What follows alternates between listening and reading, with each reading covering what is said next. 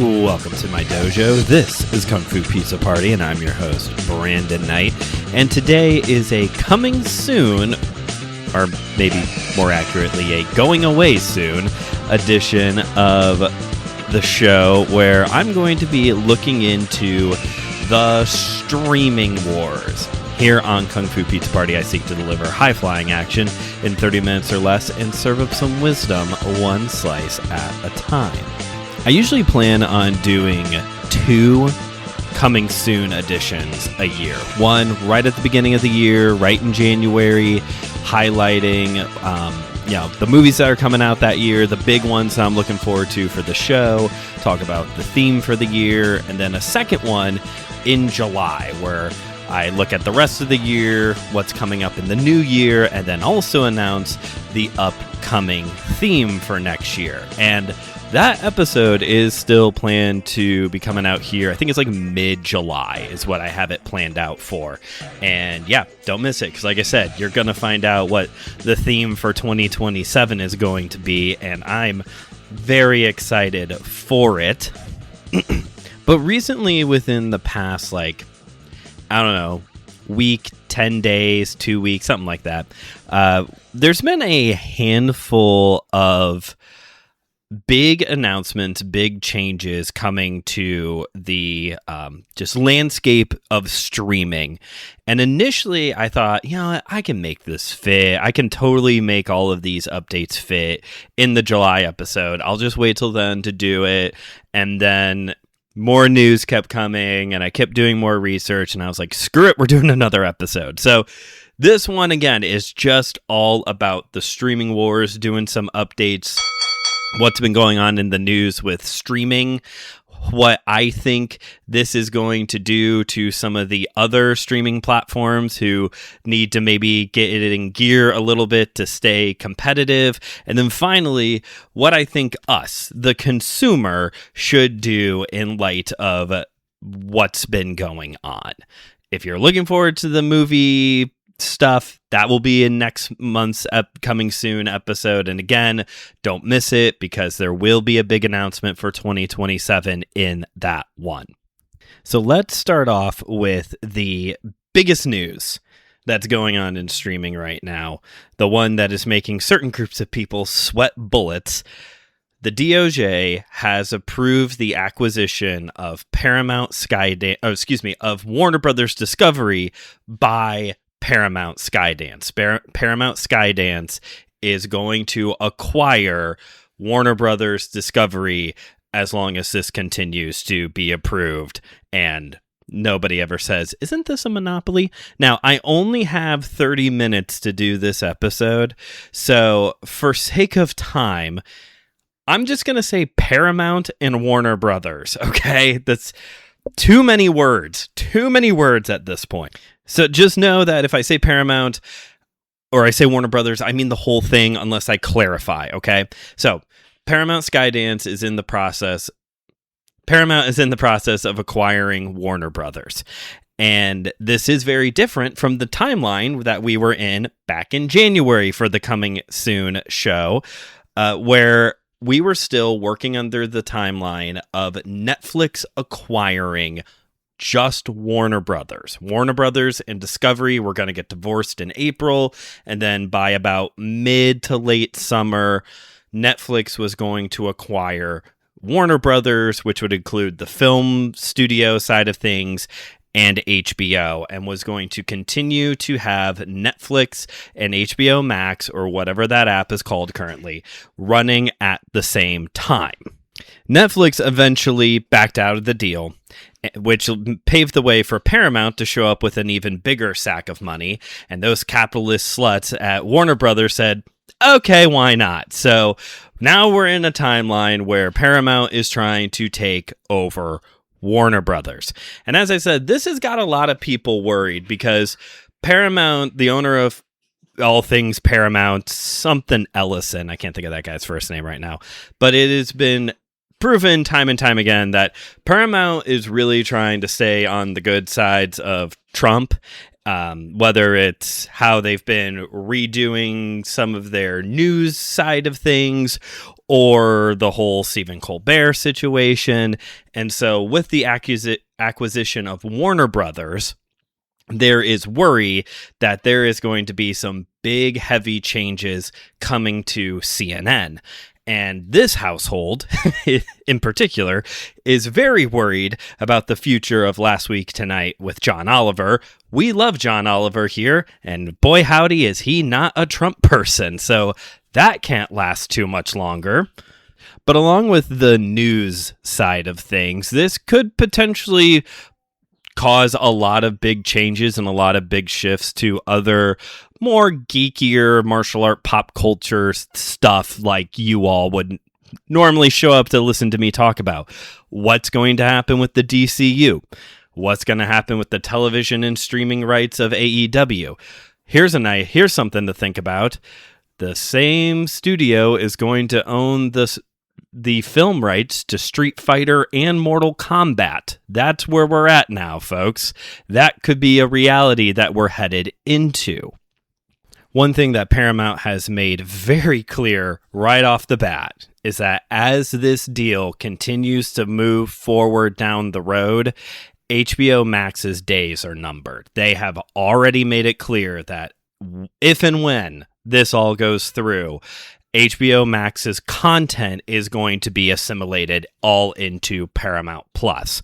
And I imagine Paramount Plus and HBO Max are going to be not the only apps affected by this deal, because Paramount also owns Pluto TV. And although I am fundamentally against this acquisition, I do have to say the idea of a Toonami channel coming to Pluto TV is kind of enticing. Do kind of like that idea, or a full-blown Adult Swim channel. Like, okay, yeah, those are kind of cool ideas, but I'm against this. I am firmly against this idea here, folks. It's also interesting to think about. It's interesting to think about what could happen to the CW. So the CW was a joint venture between CBS and the WB, and as of, I think it was like 2022, 23, both of them had minority stakes in the CW. But now they're going to potentially be one company. And so their stake is basically, we have a similar situation to what was going on with Hulu when Disney took over 21st Century Fox. I don't think they're going to still have the majority ownership of the CW. It's going to be more, so we'll have to see if Paramount then makes a move to try and take the rest of the ownership of the CW away and just assimilates all of the CW content into Paramount Plus as well. But there could be a lot of things moving and shaking along the way. Apps could be disappearing. It seems to be that when it comes to Paramount Plus, their goal is to just get everything onto one place and get rid of everything else.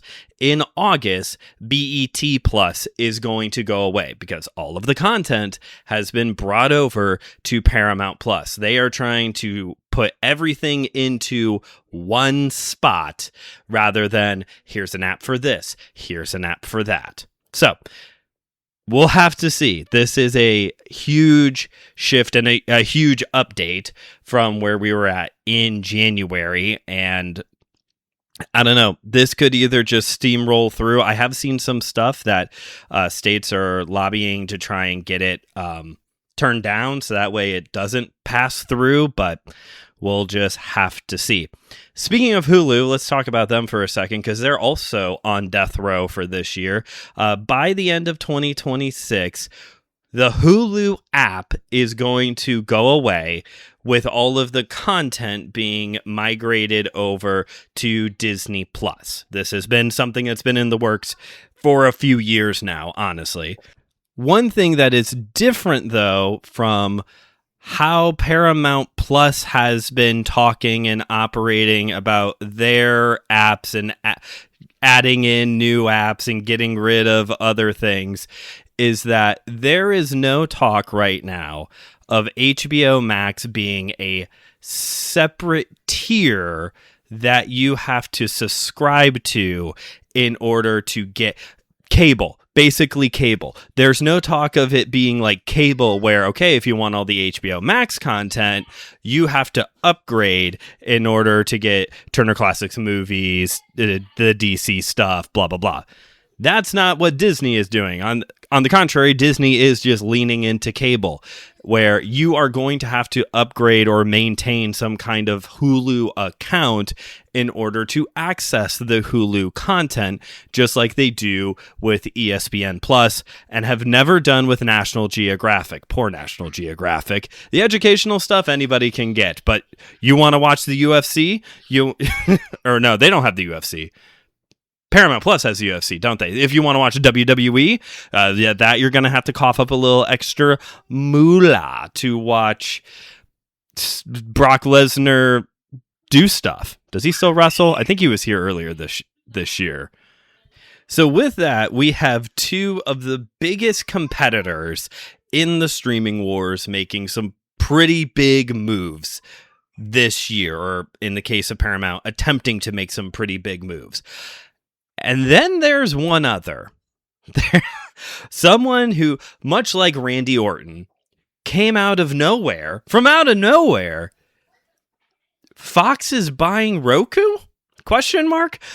Fox Network, which is different from 21st Century Fox, that Disney owns. Fox Network has made an offer to purchase Roku. Are they big tech? Are they a tech industry? They are a tech industry, and they are big, but it doesn't seem right to call Roku big tech. I do have a Roku TV, though. Thanks, Roku. Yeah, Fox Nation is apparently trying to buy Roku, so let's just go ahead and get this joke out of the way. Fox is going to make Roku great again. Mraga. Doesn't really roll off the tongue as well as Maha or MAGA, but Fox Network is going to purchase Roku and apparently get into tech? Question mark. Every Roku TV is going to come preloaded with a lot of apps now. One thing that Fox has made clear from the get-go with this new deal is that they are going to put their news and their sports on the Roku channel. But I was curious. I was like, what apps? There's one very obvious one, but what apps does Fox Network even have? What are the apps of Fox Network? And I looked it up, and that's when I realized, actually, no, I didn't realize. I got really confused because I was like, what year is it? You remember when streaming first boomed in like 2015 or so, maybe a little bit afterwards, when streaming first really took off and everybody started putting out apps? And not only did everybody start putting out apps, they started putting out like multiple apps. Like at one point in time, there was like 3 different HBOs. I think Disney had a couple different apps at one point as well. Yeah, Fox has like 7 apps. That's even really an exaggeration. There's Fox News, Fox Sports, Fox Local, which is, you get your local, whatever your local channel should be, Fox Weather, Fox Deportes, I think is what the word is, Deportes, which is like the Spanish channels and all of that. And I'm not done. There's still more apps than that. Apparently, with Fox Network, the flagship app, the one that bundles all of the content from those apps plus FS1, FS2, the Big Ten Network, and I feel like I might be forgetting one. But the one that basically bundles everything together is Fox One. It is your one-stop shop for all of your Fox Network needs, which I'm sure there's somebody out there who really needs that. They're probably not listening to this show, but I'm sure there is somebody out there. I don't know why they still have all these other ones. I guess if you're just trying to keep up with your local news, you don't necessarily need the Fox Sports app, but look, if you're just like that invested in Fox, I'm Just get the one. Why do you have so many apps, Fox? Like, why? Why are there so many? There's also Fox Nation, which I think I may have let that slip out at one point instead of saying network. I think I said nation, but Fox Nation, which is a streaming platform that contains documentaries and specials produced by Fox News. So if you just need more right-wing propaganda in your life, Fox Nation is right there for you, folks. Go get it. This app is separate, but can be bundled with Fox One. So for some reason, that one's not on their flagship app. But in all of this, there's still one remaining. I probably forgot one or two at this point. What am I up to? Like 8? Tubi. I'm getting tired of saying the word Fox. Tubi is also owned by Fox. And hopefully, look, Fox, get rid of all these apps, okay? Get rid of all these apps. Just have Fox One. Just have the Roku channel. And don't you dare touch Tubi, okay? Tubi is fine. Tubi is perfect. Doesn't need to be made great again at all. Tubi is perfectly fine, okay? Especially if you have a martial art pop culture podcast. And honestly, between the big 3 free streaming platforms, Tubi, Roku, and the previously mentioned Pluto TV, Tubi also has my favorite app feel, app layout. I think that is the most aesthetically pleasing option of the 3. So, Fox, in your attempt to make Roku great again, please downgrade the amount of apps that you have, because nobody's going to want to buy a Roku TV to plug it in and have 9 apps preloaded on it that all say Fox on it. You dorks, do something right. Melt all the different Fox related apps into Fox One. Have the Roku channel, and don't you dare touch Tubi, okay? I'm not a fan that you guys own Tubi, but Tubi, don't touch them. Got it? I'm watching you, Fox. We will have words if something happens to Tubi. So, with that, whoo, man, I'm already getting close on time. This is not good. So, quick recap. Paramount Skydance has been approved by the DOJ to go forward with their acquisition of Warner Brothers Discovery. It'll be interesting to see how this could potentially affect apps like Pluto TV and the CW. Disney is phasing out the Hulu app, and you're going to have to upgrade in order to maintain Hulu content, like cable. Fox has 1,000 apps, and they're going to attempt to buy Roku and apparently get into the tech world. So how does this affect all the other major streaming apps? This is going to be the fun part for me, because I am not a business insider person whatsoever. I'm just a guy on the internet, so I just get to do white guy on the internet things right now and just spew my ideas without any backing whatsoever. Here's my wild speculation, folks. When it comes to Prime Video and Apple TV Plus, I don't think they lose any sleep over any of this. Obviously streaming is a big part of Amazon and Apple's money-making machine, but that's not the main thing for them. Apple is an actual big tech giant, and Amazon reinvented how you buy stuff. I don't think these changes really affect them that much. As for Peacock, Comcast Universal, I need you to lean in for a second, okay? Here's the thing, guys. For me, it seems like the name of the game right now is content. Not original content, but acquiring content, assimilating people's properties, just having the biggest, meatiest content library that you can possibly have, locking down content so that way the licensing of things to other apps goes down, okay? And as everybody continues to bulk up, you have these big mergers happening, right? As everyone else continues to bulk up, Comcast, you're starting to look a little skinny, okay? Peacock, you're looking a little thin there, guys. We need to bulk you up. And here's my pitch on how to bulk Peacock up. There is a player on the field that I think Peacock could add. It would make sense to their style of library, especially one specific part of it. Comcast Universal acquires AMC Global Media, formerly known as AMC Networks. So this is like AMC, IFC, and most importantly, Shudder. I think Peacock should get their hands on Shudder. AMC has somehow continued to be like its own player on the field with the streaming wars. I don't know how. I don't know anybody who has AMC Plus. And also, going back to Amazon for a moment, nobody has MGM Plus.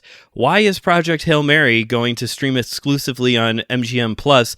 Jeff Bezos doesn't even have MGM Plus. Anyway, Amazon, you've done such a good job of buying other things and shutting them down, although thank you for not shutting down IMDb. Get rid of MGM Plus.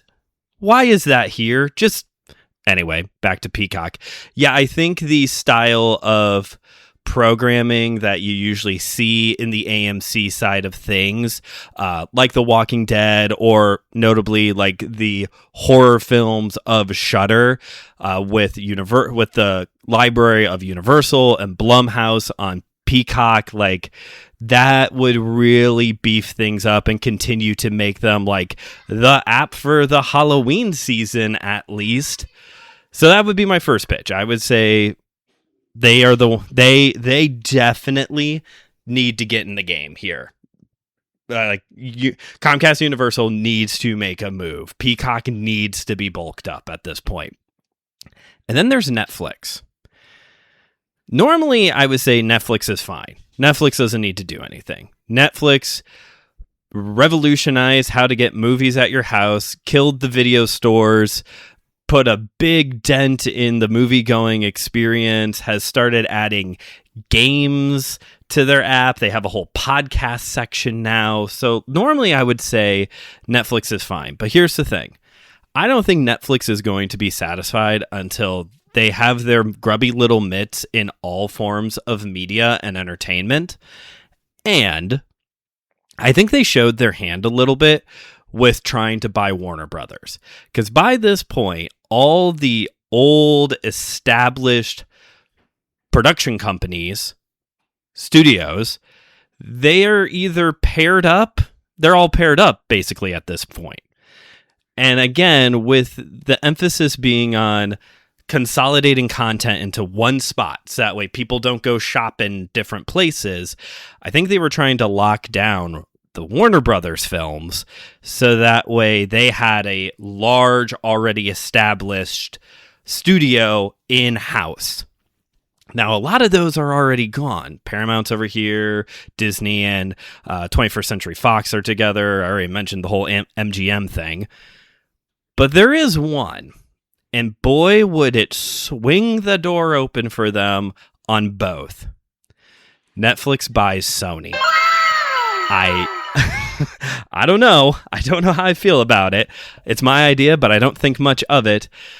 So obviously, if Netflix wants to get in on all forms of media, buying Sony, the home of PlayStation, sure would help them with the game department.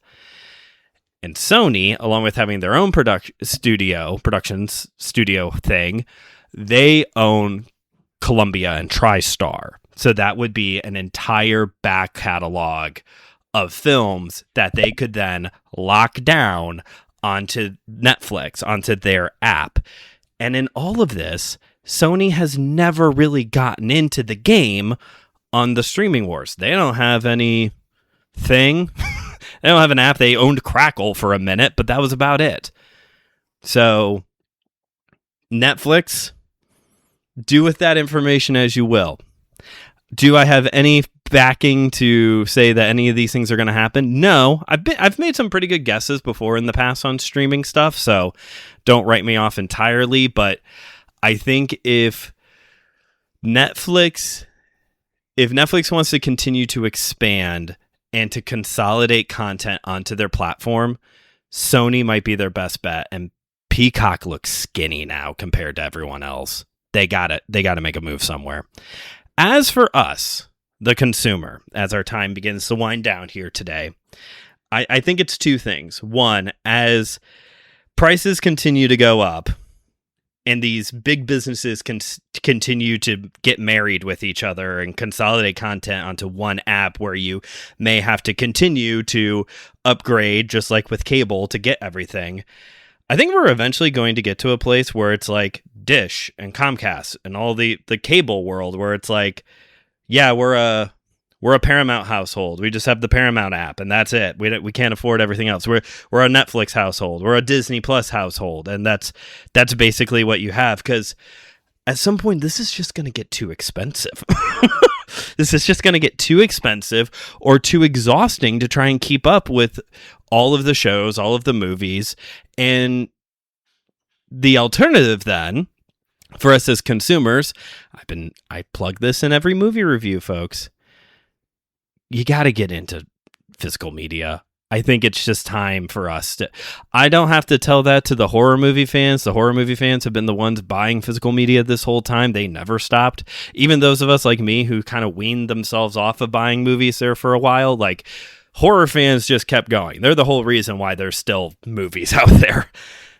But yeah, it's time to start buying physical media again, rather than giving someone repeated monthly support for their app.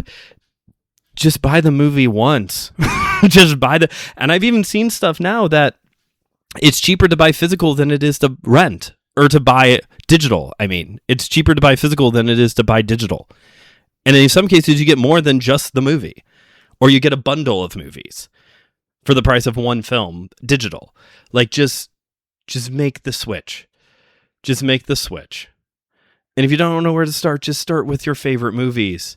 You're an Indiana Jones guy, get a 5-pack or however many movies there are now. You're an MCU person?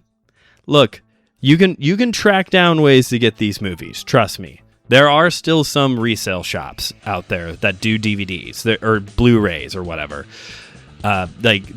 Amazon is an option. Just buy it once from Amazon and never rent from them again. Like it is time to take ownership of our viewing experience again. Because also, not only is it just getting more and more expensive, in some cases, it's getting more and more political. You know, maybe the stuff with Paramount and with Fox doesn't bother you, but for me, it's like, all right, I'm just going to keep buying Paramount films so that way I don't have to get the app, and I guess I'll just never watch Picard or whatever. Like, you're just gonna have to be okay with missing things. That's it for today's episode. I gotta cut this off. I could just keep blabbering on about this. That's why I have a podcast, so that way I don't have to say all of this to my wife and I can spare her.